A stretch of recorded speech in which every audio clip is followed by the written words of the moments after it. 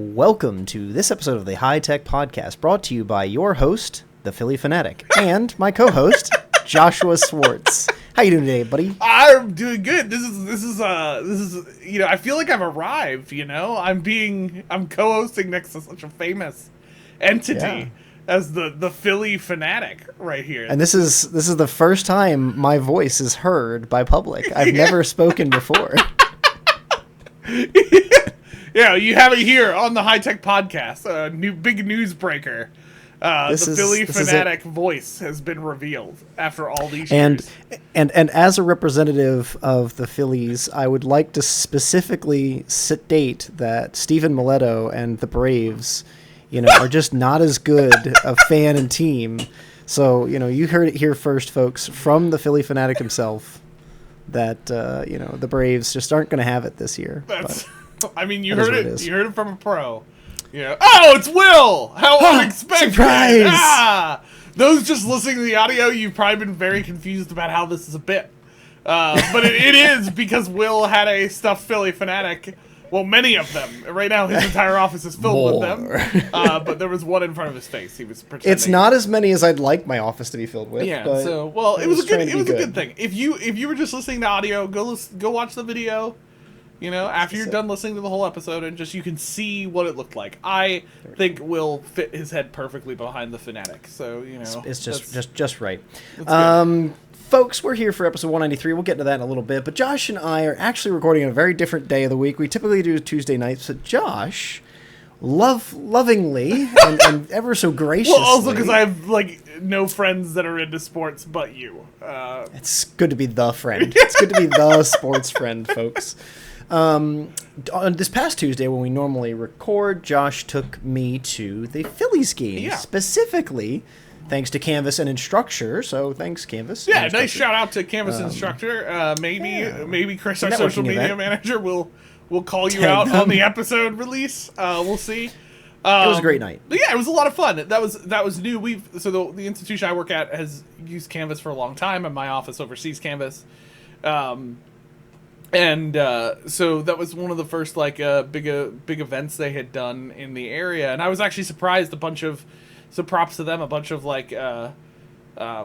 reps that we have worked with actually flew out. So I got to meet a few people that I've been either talking to for the last couple of years or have been emailing back and forth. So it was a good time, and they had a lot of. So folks, you hear this story, okay?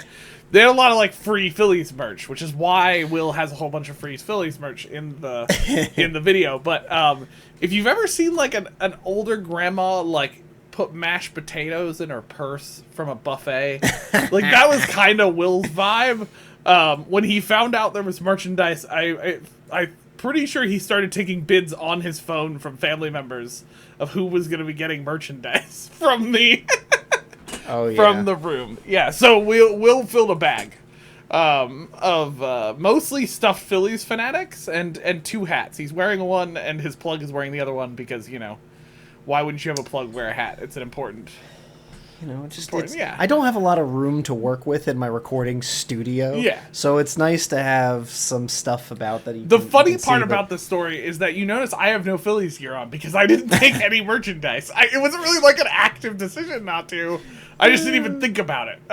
So that was but they won. It was a good night. So we took a little bit of a break from recording. We had some fun. We got some nice drinks, ice cream, burgers, fries. It was great. So we were specifically there was a ton of food. Props to the Phillies. We were in a suite. Yeah. I've never been in a box suite, but Canvas rented or purchased or whatever a suite, and dude, it's great. Usually in a game, you got to leave in the middle of the inning, go grab a hot dog or something. You got to fight with somebody to get 2 beers.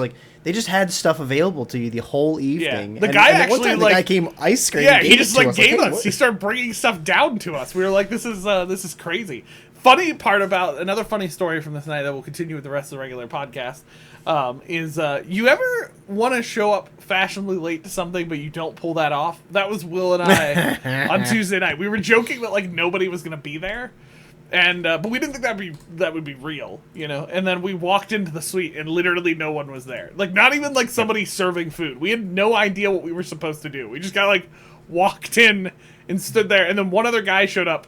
and we all kind of like stared at each other for a second, and I could tell we were all trying to figure out, are any of us from Canvas? Like, it was the Spider-Man we moment. all just, yeah.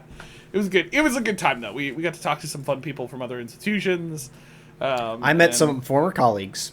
So I used to work at Penn State, and some of my former Penn State colleagues were there representing Canvas from their institution. It was a good time. It was cool. But it's just a different week for us, and we figure may as well bring my spoils to the show, especially if I can get a good rib in at Steve. Love you, my friend. Good luck with the Braves, I guess, maybe. I guess. So. I want them to lose. That was so heartfelt. Good luck with the Braves, maybe, I guess. Anyway, continue. But beside all that, so I might throw a couple of photos in of what we just discussed, in some post-editing. But besides that, on with episode 193. As usual, before we jump in, make sure to check out the socials and all the good stuff. We've got Hitech Podcast or Hitech Pod for Twitter, Instagram, etc. And if you want to head over and email us, like chances to come to the next Phillies game with whatever your company is, we're in, whatever it is. Josh and I will be there. Would love to. Hey, we'll just do the podcast from the baseball game. No problem by me. Slide into the inbox at hitechpod.us, or you can head over to our website, hitechpod.us, just to find all of our information, all of our socials, all of our contact. Every single one of our episodes has an episode page there. Make sure to check those out and share them around. So... Side note, on the email thing, this reminded me, we could just talk about it on the podcast real quick. I'll give my quick take. I don't know if I told you or not that I got access to Notion Mail. Yes, you told me it was coming. Yes, you expected so I finally got access to Notion Mail. And it's great, folks. I know we only talk about Notion all the time on the podcast, but something just occurred to me that because you can connect it to Google accounts, we can technically connect the Hitech Podcast one to Notion Mail as well. In case we really just I was about to say, so you've already moved everything over. Fully in bed. Well, my own. It took a little while, but I finally did. It was pretty sick. You can I have AI stuff in my Notion, so I can auto tag, of course, emails with AI. Based on information, and you can create status properties and things for your emails. So you can create other types of properties that will automatically pull information as well out of the email. That's cool. So I have not had a ton of time to test it yet because we've been busy. But there's your little fun fact for the day. Notion Mail release. So everybody should go check it out if you have been listening to us for the last several years where we talk about Notion all the time. Here's another example where you can just go try another Notion thing. Just go have fun with it. And if you want to, we're not really good at this, but we are Notion affiliates. You can also find that on our website. So if you decide you want to subscribe and you want to support both Notion and the podcast, use our affiliate link at hitechpod.us. That will give everybody their nice little scratch on the back. Anyway. It's a good thing. That was my little aside. Okay. We're here to talk about something else.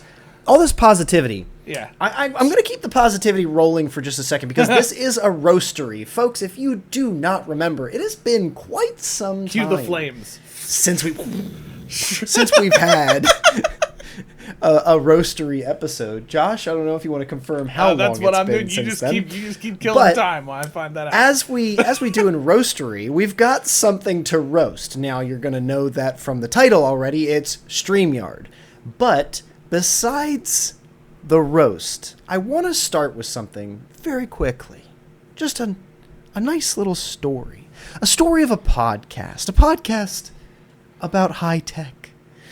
Our podcast has moved around across 4 or 5 different platforms since Josh and I started it in 2021. First, it was Zoom. It was COVID. Everybody had a Zoom account, so we just did Zoom, and we had to do a bunch of funky stuff to make it work, and it was fine, but it wasn't great. Okay, so we moved on from Zoom. We went to Zencastr. Zencastr was also fine, and in fact, great, because it was free for a very long time.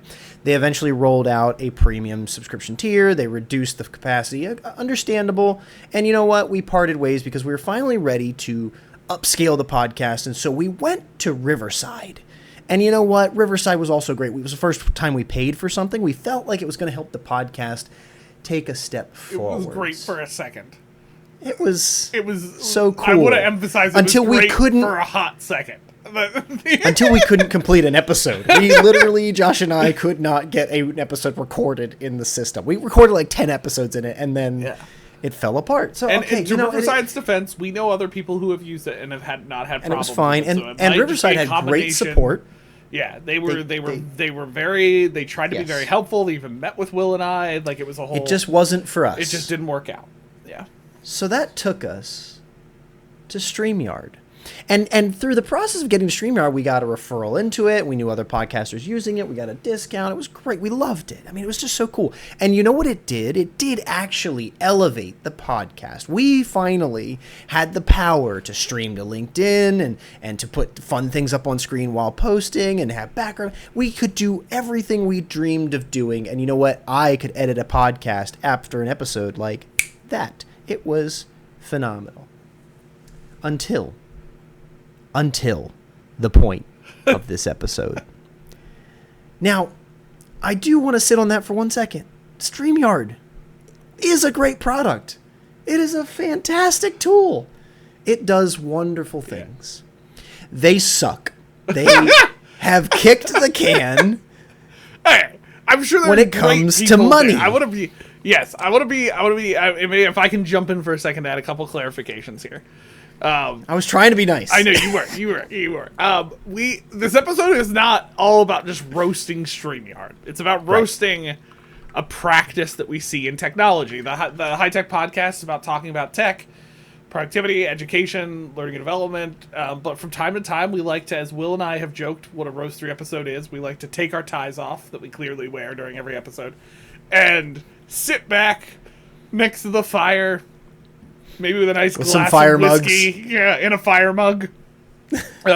Listen to past episodes to get that joke. I'm not going to explain it now. But you know, just kind of talk about things, issues that kind of bug us. Now, fun fact: it has not been since episode 167 since we have done a roastery. We roasted. I was in a hotel that night. We roasted. Wasteful big tech. We talked kind of about how the big tech world is kind of being very wasteful with how they release products and things. And we were just kind of frustrated with it. We've roasted Microsoft. We've ironically roasted Articulate, even though we really like Articulate. And I think I'd go back and probably say some different stuff since that episode. So this is the disclaimer. You know, we've roasted big publishers, and I 100% stand by everything that was said in that episode. Would do it again. Let's do it. And again. Ironically, we roasted large LMSs at one point. I still stand by what I said in that episode. So the thing about a roastery is not that we hate everything about the thing we're roasting, okay? Correct. It's that we're focusing in on something that's problematic, and we're kind of talking through it. So, back to Will's story, right? I wanted to put this disclaimer. We really like StreamYard as a software. We did a lot of good stuff in StreamYard. We were really excited about StreamYard. Now, as a take at the end of this episode is going to be that the grass is greener. It was probably one of the best things StreamYard could have done to us to screw us over financially, because we ended up finding a tool that has been very helpful. And who knows, maybe 2 years from now, they'll do the same thing and we'll be complaining again on the podcast. But we have a podcast, so we're allowed to do what we want. Thanks for more content. Yeah, so anyway, we come to this precipice, right? So I saw a task in our Notion one day that said something along the lines of discuss StreamYard price increase, and which automatically raises my heart rate a bit. If I had my watch at the time on, it probably would have beeped. So I was like, oh great, because we've really built a lot of things into StreamYard. Over the last couple of years, now that we've been using StreamYard, it was, as Will said, it was a rocky road to find the tool that worked for us, and StreamYard really worked. And we built workflows around StreamYard. We built it around, and we moved into this hypothetical house that is StreamYard, and we made ourselves at home, and we built workflows around the tools and the things inside of it, right? We kind of leaned into that.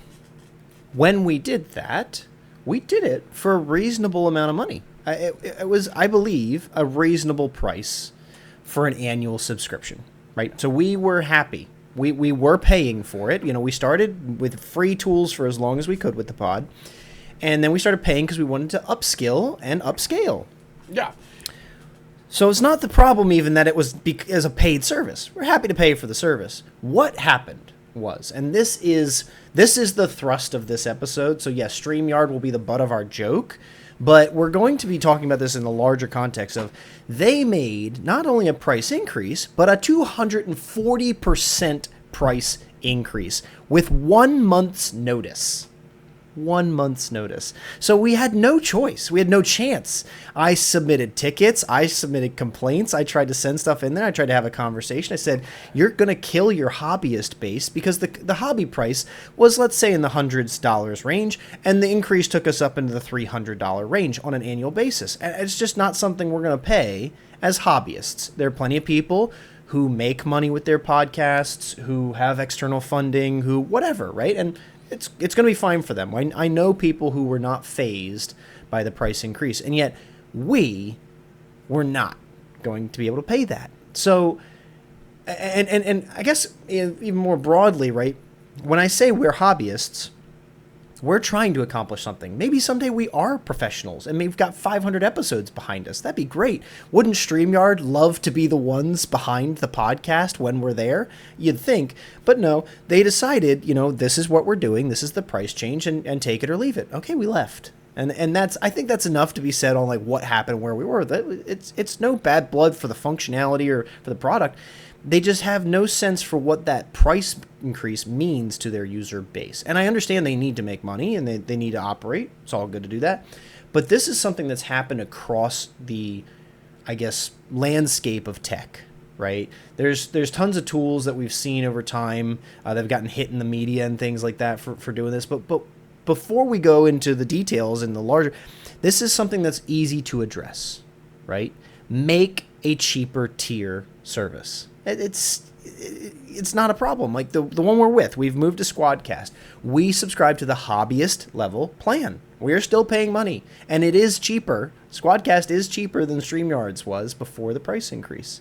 So they have an idea already for people who are doing a hobby, who want to accomplish something good, but don't have hundreds and hundreds and thousands of dollars to use every year to create their content. StreamYard had that opportunity.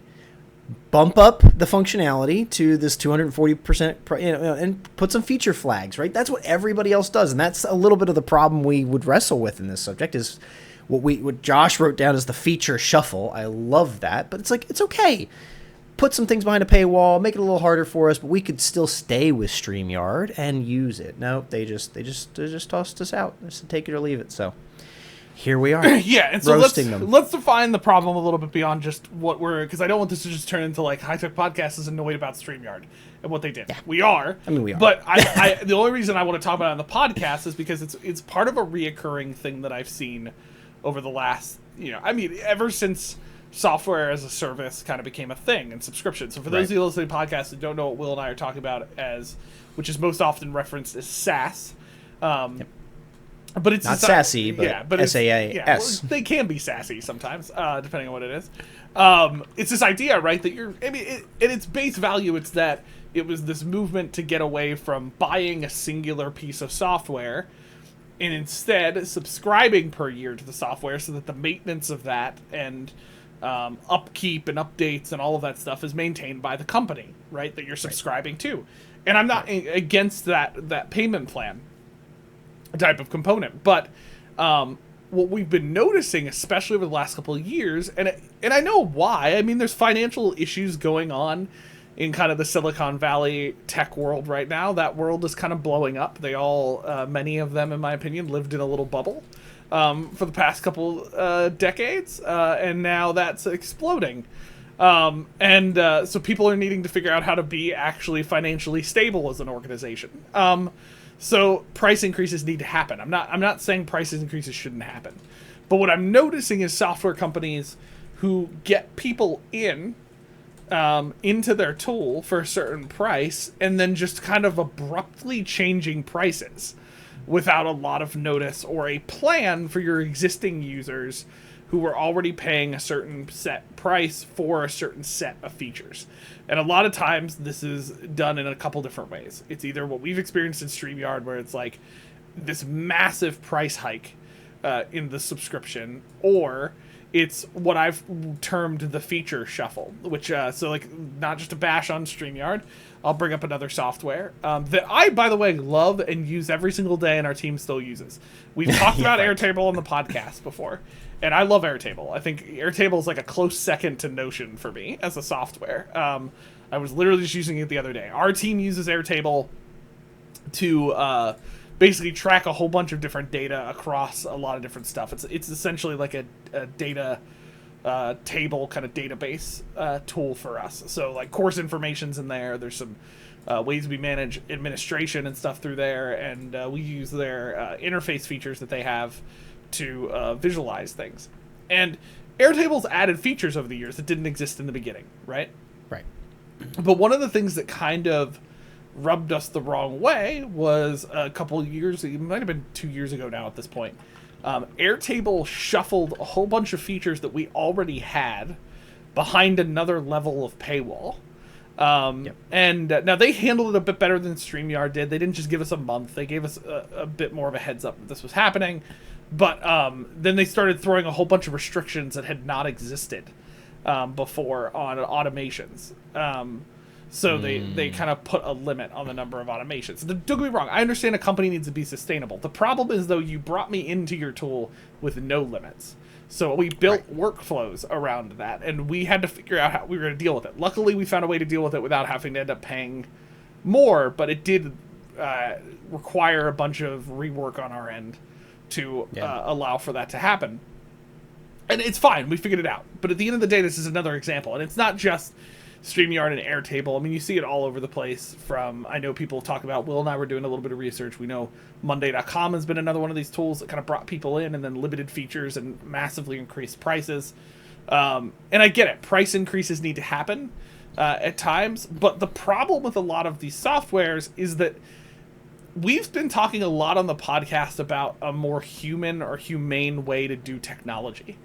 And right now, one of my criticisms is that this is not taking care of existing users. And in some ways, it's kind of trapping users. It's like bringing them in, having them kind of like basically offering them a house, saying, come on, move in, do what you're going to do, build your life around what's here, build your workflows around what's here, and then, oh yeah, by the way, in 3 months, we're going to double the price of what you're doing. If a renter did that, like if somebody did that to a renter, like people will be up in arms that's not fair. But yet we see this in the tech world all the time. And I think this is to me a troubling situation and something that like really people should be rethinking how we deal with this. And also you as a user should be careful about getting too built into sometimes almost an ecosystem. Because at any point that price could increase without any feature additions. It's not like StreamYard gave us anything else when they increased the price. They were just like, turns out we need more money. That was basically what ended up happening. You know what would have worked better? Reached out to their user community and asked for investments, asked for money. Like, you need money? People who are using it might give it. Yeah, I think there's a certain degree. If I was going to redo what StreamYard would have done, I wouldn't have jacked up the price so much. I would have maybe moved certain features, even though I don't like it, I would have moved certain features behind something and still created an avenue for the users that's been supporting you already in that baseline. And I think that's one of my problems. I get it, a company needs to raise prices, but the users that you have been supporting you. Yep. They've been paying for your software, and you're rewarding that loyalty with just jacking prices up on them. It's almost like we've kind of just like, well, we can do this because they're already in our software and we need more money. They're not going to leave. It's justified in many times that way. Yes, you can leave if you want to, and we did in that case. But it's just, this is, to me, is a troubling situation that we need to be aware of as we're going in to adopt softwares. And when you put this in context of what you said, this change to the licensure world as opposed to the old world where we bought, like the whole benefit people assumed was that if I don't have to buy software every 2 years, I can save money in one sense, right? If I buy Camtasia 2024 and it's $300. Then the next year I have to buy 2025 and it's $300, and the next year is 2026 and it's $300. Okay, I just spent $900 over 3 years, and yet these subscription prices now get to a point where it's like you can be spending $3,000 in the same amount of time. Oh yeah, it's not even balanced. They keep jacking up. I still remember having a conversation with an IT guy who told me he was in a meeting with somebody from Adobe. Who basically told him, because like Adobe is one that I criticize all the time in this world, who's taking advantage of the software as a service model, because they just constantly jack their prices up for their software. It's so expensive, in my opinion, for Adobe licenses. Now, they work with education. To their defense, they have education stuff that they work with. But it's still expensive. I mean, you remember this from Penn State. It was the same way. They had education deals, but it was still like crazy expensive to get Adobe. Yeah. And he told me he was in a meeting with an Adobe person. The Adobe person basically said, "This is the software, price increase. Good luck finding somebody else who can do what our tool does." I mean, like it was like we almost termed this like the SaaS mafia or something. We felt like that was not as accessible, but like that's the issue, and I think I think it's worth talking about on the podcast. One, because I think it can be different, and I have an example of how it can be different in a second. But two, for those of you listening to the podcast who are just average users, you don't own a tech company, you don't own a tool or a software. Yeah. It's important to know these things, because when you're evaluating a tool, whether you're a teacher evaluating it for your course, or you're evaluating it, like in my situation, for a whole bunch of programs of courses a lot of times, or you're somebody in a company like Will and I have been doing with Harness Tech, where you have to evaluate what tools you're going to use to do the work you're going to do, like the ecosystem you're going to build. It's important, I think, to go in cautiously with, okay, we need to be careful not to build too much of what we do into one place. And rely too heavily on a tool, because in the world we're in right now, unless you're buying it to own it, you're putting yourself at a risk of the situation like Will and I experienced of that price increase, which is one reason I do think some of the anti-SaaS stuff that's coming out of the company I'm going to mention here in a little bit is coming back. This idea of buying software again. Well, and just to reinforce the point that you were saying there about like mobility and not necessarily getting because what things like this do, what Streamyard's movement here does, other companies, is it's a lack of faith, lack of trust, lack of loyalty. Like you lose all of that because, well, if I'm willing to build myself into your ecosystem, I want to stay here. You're going to change it on me. Why should I stay?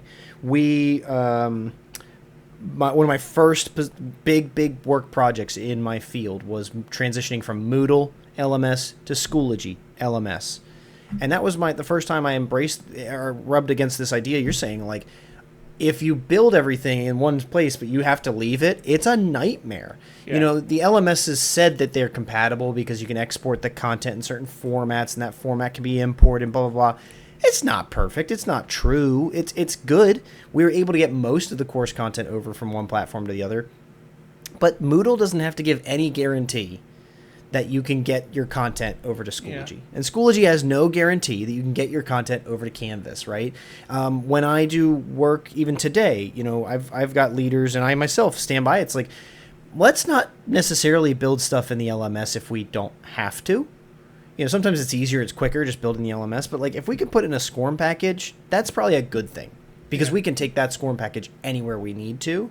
And then it's also usable for other things. If somebody wanted to purchase something third party or an integration, like the more we keep that autonomy of our IP, our intellectual property, in ways that we can use it in more spaces. Like that's the thing that's why the podcast can survive a movement like this. The intellectual property of the issue is my downloaded files that I edit and then put up on our platforms to host. So Josh and I didn't lose any of the podcast to this change. But if this was not that kind of situation, you might lose your content to a change like this. Yeah. Or significant portions of it. And that's such a risk. It is such a risk these days when you're dealing with these licensure issues, and it's like, I don't actually own access to Squadcast.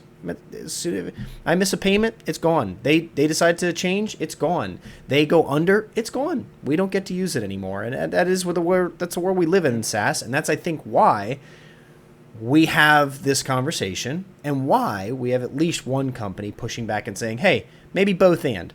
Maybe you subscribe if that's the easier way to do it, or maybe you buy it one time and you can just hold on to it long term. Well, and open that floor? Yeah, I think that would be, and I'll jump to the next kind of the company that doesn't have to be this way here in a second, but I think that's like a couple takeaways for you if you're listening to this. One, if you're listening to this and you do own some kind of tech software or tool, or you work in that environment, which some people who listen to the podcast do know are in that space because we've connected with them. Don't be this way, right? Like, this is, be the way we're about to describe. But also, if you're just an average user like Will and I, for the most part, I think a couple things to be looking out at when you're looking at tools. One, make sure when you're getting a tool, especially if it's in like knowledge work area or content work area, make sure there's a solution for exporting that content that you put into that tool out. Right? Yeah. People don't think about this too carefully because they're too excited about the new software they're about to do. But what Will's mentioning here is super important. Even from day one when you're adopting, ask the question, whether it's just for yourself, you're adopting for your team, you're adopting for an entire organization. Ask the question, how easy is it to export the information or content out of your tool? Because you want an exit strategy from day one, just in case this relationship doesn't go well. You know what I mean? It's you're in peaceful negotiations right now when you're adopting a software. In the words of the great Anakin Skywalker, sometimes negotiations become aggressive, and so you want an exit. You know what I mean? You want to be able to know what your exit is. So be looking at that. Also, look at the history of the software. You can find this information on the internet. Like, have they been jacking up prices? Have they been changing, doing a lot of changing of software? Here's another thing to look for. Have they been mostly free up to this point for a while? If they have, I have concerns because there's a chance they're not going to be. Yep. And so this is why, actually, like, while we like it free on the Hitech podcast, in general, I actually feel a little bit better when my software has a price. Because, like, then at least I know I'm in one of their pay scales, and because they're free people, like, while most software companies will want to try to keep that to a certain extent, they don't owe you anything. They've been giving you their software for entirely free, and they're either using your data or they're preparing to make you pay for something. Right. Like, that's part of what we love so much about Reflection app as a platform. I mean, I didn't mean for this episode to just be all of our favorites and everybody getting shout outs, but Reflection, you can do enough for free. Mm-hmm. If you just want to write a text note, you can use Reflection forever for free. Do you want to sync to many different devices? Do you want to put in pictures? Do you want special tags and all this? Then you can pay. And you know what you need to pay? $. Like, it's been a while since I've looked, but it's not even $300 or $400 or $500. We're talking dollars amount. Like, when we talk about most software these days, you think about trying to purchase it, you're expecting to at least spend $300 a year, or you could be upwards to $1,000, $1,500 a year. Anybody who knows Articulate Storyline, right? A very important software. We've talked about it before, and yet it is $12,000. And they really have been jacking up their prices with their $1,200,000. $1,200 a month. There we go. That's where I was trying. I was like, man, Articulate's getting too big for their britches now. They're like an entire nation's worth of money. But like, I got to it. I wanted to have the number instead of just messing around. Reflection is $5.75 a month for a year. If you bill yearly, you get $5.75 a month. That's great. You get all those features for something that's, reasonable. And it's not a high-powered app. It's not something where you're trying to do project management. I understand that. So it doesn't need as much to run it, whatever. But like, by giving that much money to Reflection, it gets the support it needs to continue to developing for you. That's a great relationship. And we can do more of that, frankly. Yeah. Okay. One last tangent, because this past week I was speaking about some relevant issues with, like, big tech and some of these subscription fees and stuff like that for I won't name softwares in this context because it'd be too specific. But you think about these folks who are making big money. And then they're still charging nonprofits and education and other tools like that. Like, there are great tools out there that just give their stuff away free to nonprofits and education, because they make their money on the corporate accounts. Mm-hmm. Do that. Charge the big wigs. Make the money, for the big accounts where they can get $1 million accounts. Do it. Notion does that for students. Like, it's a massively decreased price for students to free. Actually, I think they still. There's nothing wrong education with systems like this. Yeah. It makes you a lot of goodwill. It gets you good users, and if that student ever converts long term, you now have a person who's been in your ecosystem for 5 years, and they want to stay for the rest of their lives, just like Josh. That's on their tombstone. Joshua Swartz, Notion. That's going to be on his tombstone. And there are some dangers in the Notion stuff that I've done, right? Like, I've built a lot of my own personal systems in Notion. If Notion ever, like, really jacked up price or went under tomorrow, it would be a pain in the butt for me. Now, I have made sure everything's exportable. Like, everything in Notion is exportable to PDF and Word, and so it's easily you can convert everything and get it out and put it somewhere else. But and actually, Notion I'll use I wasn't originally planning to use them as an example, but I will use them as an example in this that does make me feel better now than I did 4 years ago when I first started using Notion. When I first started using Notion, practically everything in Notion was free. Like, you could do anything you wanted in Notion for free level. And it made a lot of us nervous when we first started using it, because we were like, this isn't sustainable. They're going to go under as a company at some point. I think, now I don't know what their books are actually like, but I will say I think they made some intentional moves over the last couple of years to put more subscription bases in place and limits on what free users can do. And their newer features, and this is where I think things could be different, is Notion as a company. I don't talk to them as a company, so I don't know this for sure, but I know that there was an acknowledgement of needing to be more of a sustainable solution. And so as they started releasing new stuff like Notion AI, or this seems like forever ago, but the timeline feature that everybody had been asking for, myself included, that stuff got put behind paywalls immediately. Right. Notion AI was free for a little while, but they were very clear from day one that you will eventually have to pay for this. We are only making it free for right now to test it, and we want all the users to be able to test it, but it will be paid one day. And so I know certain people who were afraid if they use it, they'd like it too much. Drew being one of them, refused to use it. And that's okay. Notion was very upfront about, we will ask you to pay for this eventually. I was not one of those people. I was already deeply embedded in Notion, and so I was like, I'm going to use it and see if I like it. I loved it, and I bought it within, like, 2 weeks of it going paid. Like, it was Amazing. So, and that's just because I like the software. But to this day, they have had times where they have done price increases or changed what I call not the feature shuffle, but the subscription shuffle, where, like, now all of a sudden there's different tiers. But they grandfathered in everybody that was a part of specific older tiers they got rid of. Those older tiers were still kept. They never got rid of them. It was just if I chose to unsubscribe tomorrow, I would lose that tier. Right. But if I was still subscribed, I was grandfathered in. My team was that way, I was that way. And to Notion's credit, they probably lost money on doing that. Overall, but they kept users, and they honored the people who had been backing them for so long. Yes. The users who had been their advocates, right, as a software. And that gets to my other point. It doesn't have to be this way. Notion is an example of that, but another really intentional example that we talk about all the time is the company 37 Signals, who made the tool Basecamp that my team uses for project management. We've talked about 37 Signals on the podcast before, because Will and I really take inspiration from them as a company. But we also we appreciate their values behind just how to get work done. And in general, just kind of how they're kind of an anti big Silicon Valley vibe as a company. They're kind of a no nonsense company to a certain extent, which is what I think we really like about them.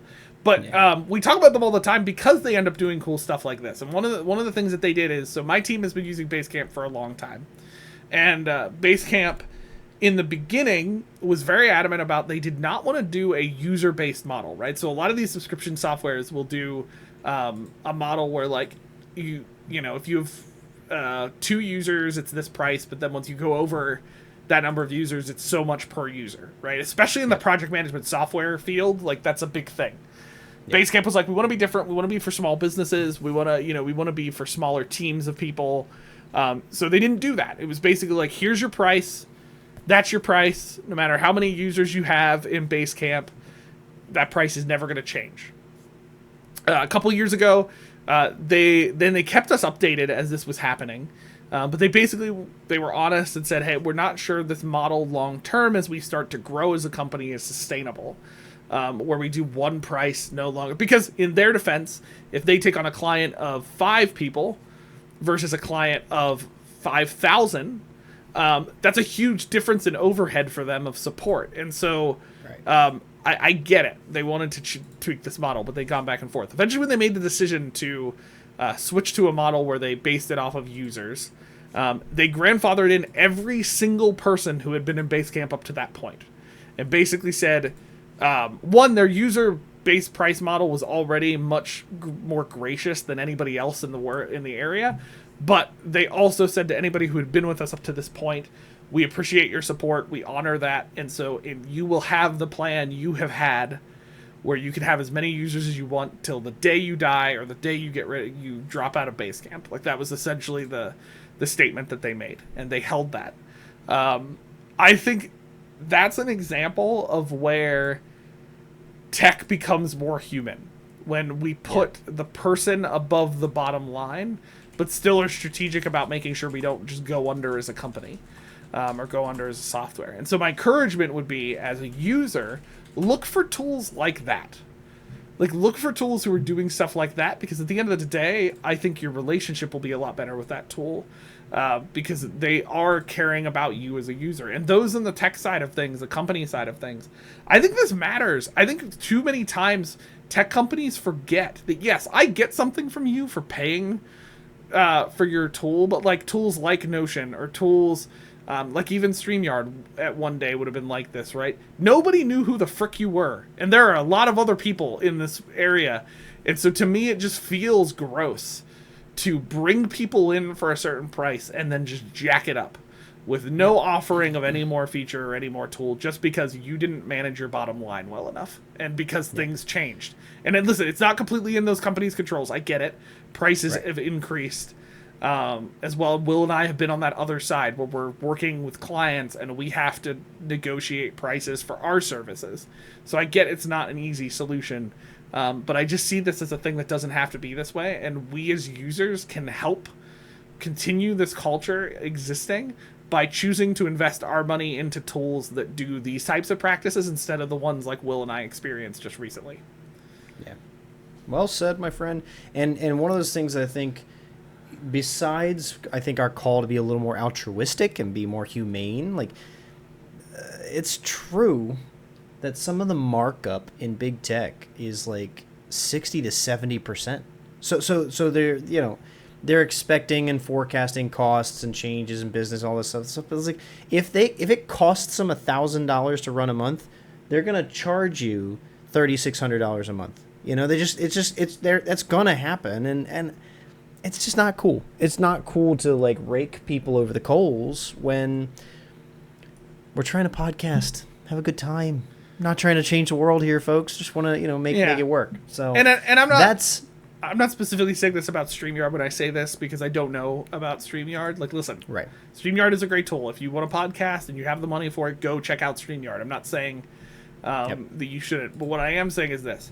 In my opinion, in most big tech companies, I'm not including StreamYard in this because I don't know enough about StreamYard. Yep. In most big tech companies, the massive markup that Will is talking about, in my opinion, is not because it's the cost of doing business, but it is because they are being wasteful with how they are using their funds and how they have managed their companies. And it's the expectation. Yeah. Venture capital expects it. Equity expects it. Boards of directors expect it. It's a culture issue. It's not just a cost issue. Yeah. There are times where it is a cost issue. Okay. That's kind of why I made the point earlier. Is like, hey, you got a great product and you're finding that you can't meet the bottom dollar. Why don't you ask your community to help you with it? Like I want to be a part of. If Squadcast lasts for 10 years and keeps their prices and we stay with them, I'm going to consider myself a Squadcaster. I want to be a part of it and its success. So give me a chance to help that. Don't penalize me for something. Let me be a part of the community and try to activate your community to help you, as opposed to just raising your prices to raise your prices. And Josh and I think we both agree on this. If StreamYard had raised their prices 10%, 5%, 20%, could have been a different conversation. Oh, yeah, it 100% would have been. 140%. No notice, no conversation, no tier level. That to me is the demonstration that it was a money both grab. Out of we couldn't afford it, but also I think it was a little bit out of principle. Once you hit that percentage, I'm going to I might go back to podcasting on Zoom before I start. Hey, Ron. Just like... Time to learn a lesson, my friend. It's a principle. Anyway, one could say it's all in the effort to chase that green money, Will. And and we discovered that the story doesn't have to end on a sad note. We actually found that the grass is in fact greener on the other side, because Will found Squadcast and Descript, which we have known about for a little while. We knew about Descript, who owns Squadcast. For a long time, because they've been kind of one of those big players in AI audio generation, and specifically have really invested a lot of energy into like podcast and content creation tools with AI. And so we've always kind of been like looking at Descript as something that would be interesting to start using. And so we went this direction, and in fact found that Streamyard, I think, did us a favor by increasing their prices, because we haven't been in that long. But I can tell you so far, Will has loved what he has found on the editing side, and so with that, I'm going to kind of pass it over to Will. Will, what's this green yard of Descript kind of like? Walk us through how we've been able to benefit in our new workflows that we just recently launched with our social media manager, Chris. How we've been benefiting from the tools that Descript and Squadcast have, and how somebody who's maybe looking to podcast could take advantage of these tools. Let's jump into Squadcast and take a look. I think that just putting some sights on these top features will give you a sense for why it's so good and what to look for in kind of the space and across competitors too, and why it's they're all good. They all do the thing, but like this is what's going to make the difference for us as a growing hobby cast, if you will. So let's get some stuff on screen. And now that we've got a visual, let's just take a look at the easy wins, right? They have a full editing platform in here. This is actually some clips that I was planning to build from episode 191, just 2 episodes ago. And right off the bat, they've got this built in this clip format, but I could build this for the full episode space. Now, full disclosure. It is taking me some time to learn this platform because it's a new platform, and they've got a lot of functionality, a lot of features. They're using their own language as well. Over here on this tray on the far right, got our underlord, our project, our scenes, our layers, our elements, our captions, and our stock image content. So just take that into mind right away. There's a ton of stuff I can use in here. Yeah. I am, at the moment, still editing the full episodes in Camtasia because I have a template there and it's quicker for me. But the clips... This is where the money is making the road, because with their AI underlord, which you can now see on screen. Which is like, let's just talk for 1 second. Listen, I've seen a lot of AI solutions. There's a reason we've been talking a lot about AI on the podcast recently, because Will and I are basically buried in it right now. I love, this is by far the best name for an AI tool that I've found so far. 100%. Underlord. Also, one quick side note, and then I'll hit it back to you, Will. Let's just laugh at the fact that I'm wearing the exact same shirt that I'm wearing in the episode. I thought it earlier. I didn't want to say it, but it's great. Some cool things that this tool can do for us, right? We can actually identify and rename each speaker. Right, it didn't take there for some reason. I always forget how to do this. There we go. There's the label. I can color speakers. It will automatically pick up different speakers. And if you have like more guests and such like that, like I actually use this to do the edits for. You're not Will. You're Josh. The Pie episode. So it's got me. It's got Robin. It's got Sam. It's got Marissa. All those different voices in there. It did a really good job of picking those up and starting first and foremost from transcript-based editing. That is powerful because once I put this content in here, all it's doing is giving me the text of what happened in the episode. And so I can just created this transcript for you, just for those who are listening or watching here. This is something that automatically was being created, and then Will can go in and start editing the episode from the transcript itself. A pretty common thing here is it's going to get high-tech podcasting correct, right? It's always going to put hi, H-I-G-H. Yeah. I can go in there and edit the actual text of that. I can change it around. There's ways to kind of change all too. So I'm not fluent in this tool yet, so I'm not going to make myself a fool of like trying to figure it out on the spot, but like I can change all Hitech podcasts to become the actual name. I can take content out. If we train it on our voices, we can actually put content in. I personally will not put my voice in AI. I really want to try it out. I gotta be honest. You're welcome to. We can set you up. So like a practical example of this that would be useful, right, is like we say something in the podcast we don't want in there, right? Or we in general in the podcast don't swear on the podcast, right? So like Will sometimes breaks that rule accidentally, or a guest will do it naturally, right? Yes. And so will note where that is, but in the past it was, Will has to kind of cut the audio out. In this situation, you can literally delete it out from the thing, like delete the word in the transcript, and it deletes it from the audio. The practical then for the audio generation is like, let's say Will and I are talking about a software or something, and we make a mistake in how much it costs, or we make a mistake in the exact numbers of data we're talking about, or whatever. Yep. We say something just incorrect because we didn't have the right data at the time. You could go in, edit that data out, and then replace it with accurate data, and Descript can actually, if you train it on your voice, regenerate that. Instead of saying $59.99, you can have it say $60. Yeah. You can instead of saying whatever. The end user would never notice. Like those of you listening to the podcast would never know that's really what happened. Good. Yeah. Will's terrified of having anything generate his voice, so he doesn't want to have it happen. But I think it's a cool feature. But this little paragraph is a great example of what everything can, what it can do in Underlord, right? So you'll notice in Underlord on the right, I've got things for like edit for clarity, studio sound, remove filler words, remove retakes, shorten word gaps. So this paragraph has a bunch of things we would want to do to it. It has typos like Hitech podcast instead of how we write Hitech podcast.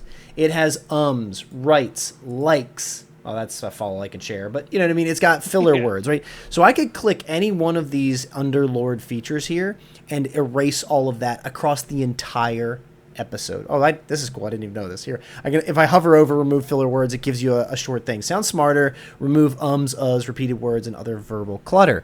When I did this once to an episode, it actually cut 3 minutes of time out of the episode. I mean, that's noticeable. And the episode there were some points that it was a little, like, jittery because it cut like dead silence out, so it kind of like cut it together. At the end of the day, it actually flowed totally fine, the whole episode, and it sounded better. Like Will and I don't do a lot of work to like script out our episodes because that's just not our vibe.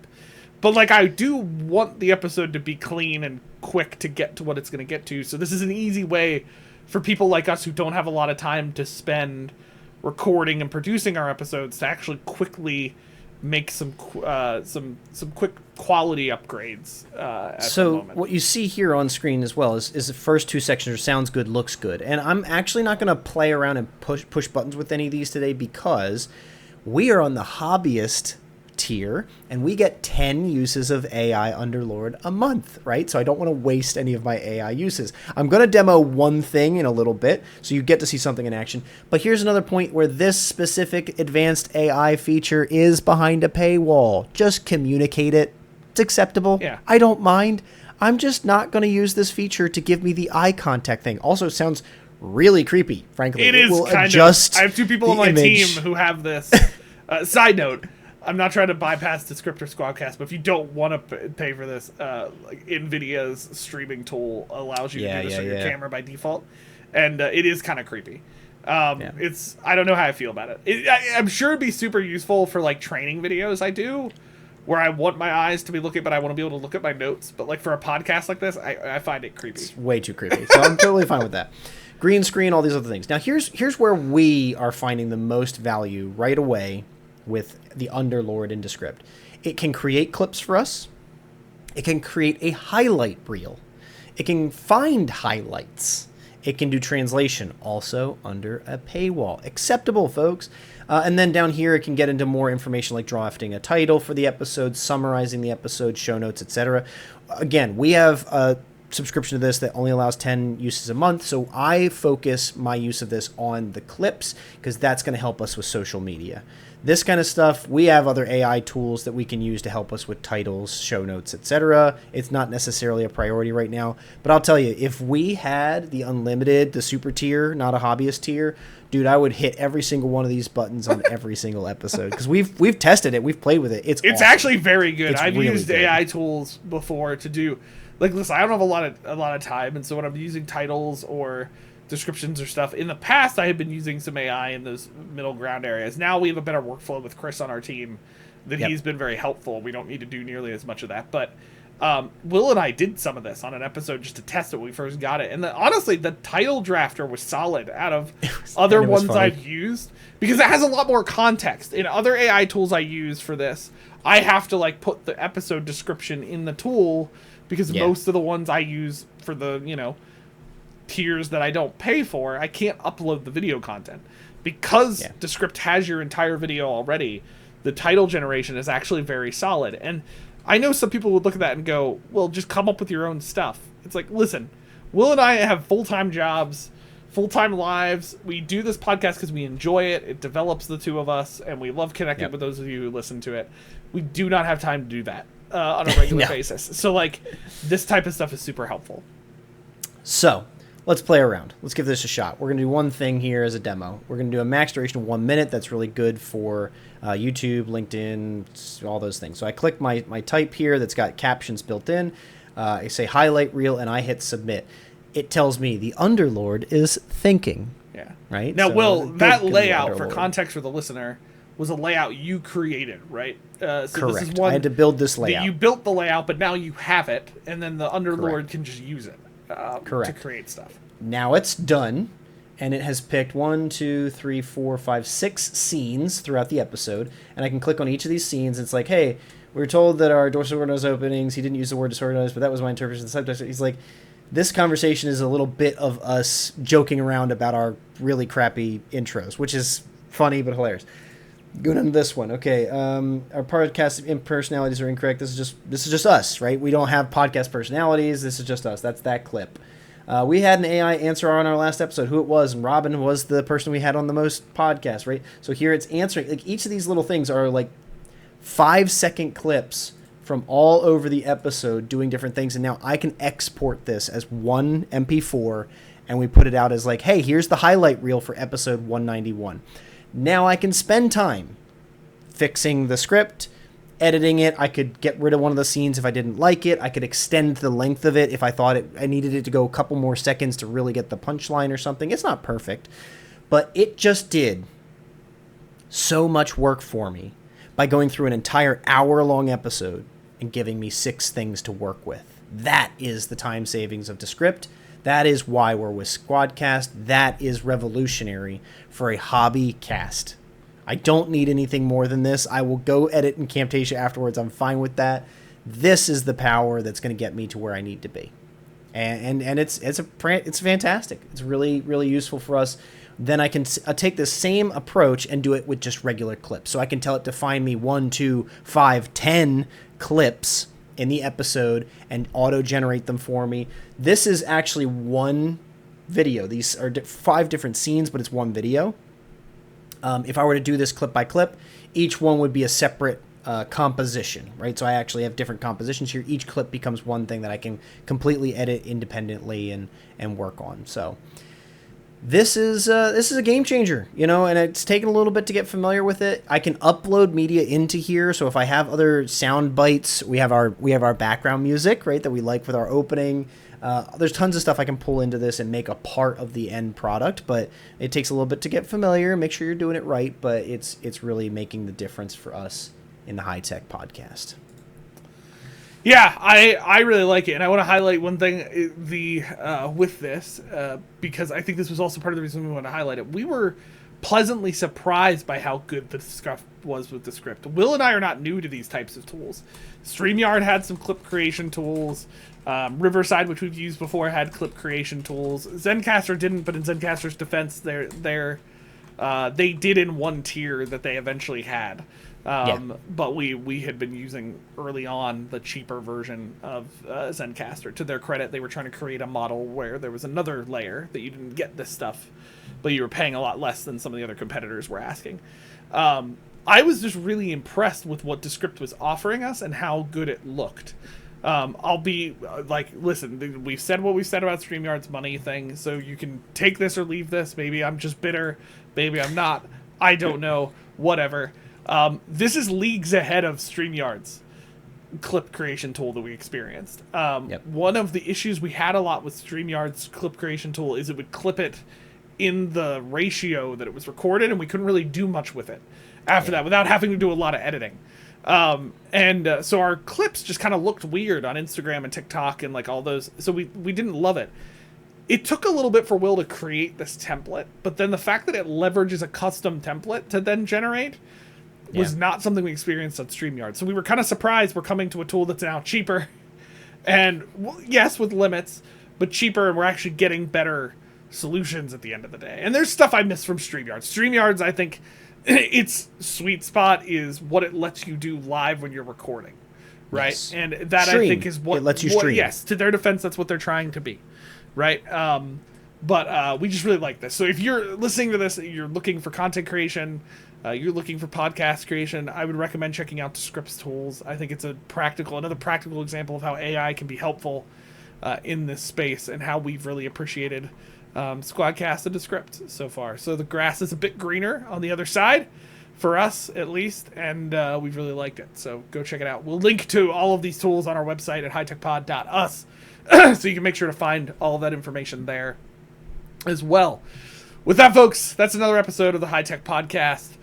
Next week, we are going to be episode 194. We're going to be talking about slowing down a little bit as a podcast. We're going to be taking a look at kind of how you can improve yourself, or how we've kind of found that we've been able to improve our own ability to interact with tech by slowing down and taking more time to do something instead of just always trying to be the most efficient. So we're going to be talking about kind of how reflection is important in the way we interact with tech, which we've talked about in the podcast before. We're going to continue to dig into it a bit deeper next week on the Hitech Podcast. Again, a reminder, you can find us anywhere on socials at Hitech Podcast or at Hitech Pod. Just do one of those two. You'll find us. You can email us at inbox@hitechpod.us, and then also make sure to check out the website, especially this week. We'll link out to Descript and Squadcast and any other links that we have there as well, so you can go to hitechpod.us to find that information. All right, folks, this is a wrap on another week. Empowering minds. Embracing tech. Cheers. Cheers.